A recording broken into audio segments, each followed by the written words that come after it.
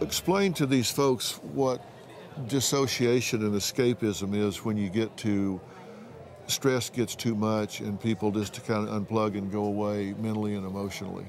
Well, when the stress gets too tough, it gets to be a really painful psychological place. And then they run to wherever they can go. And usually they'll find some place of no resistance. And there was no resistance in this situation. There was nobody to talk back to her. It was all on the internet. There was no voice to be heard, no real face to be seen. So it's a safe, non-resistant place where it's pain-free.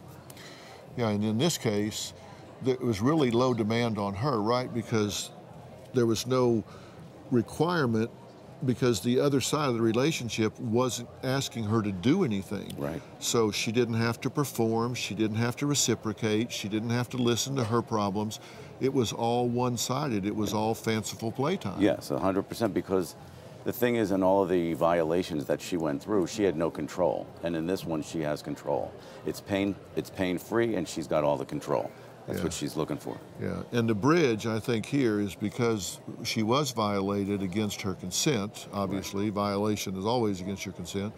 But she felt like her right to give permission or consent was taken away from her.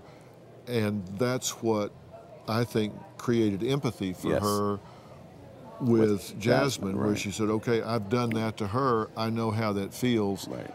That's going to give her the motivation to stop. Absolutely, and that's a good foundation to begin the work that we're going to do with her. Yeah, so we're going to do a lot of work with her in her hometown, and it's going to involve psychology, psychiatry, support with the kind of friends that really life coach her and keep her headed in the right direction.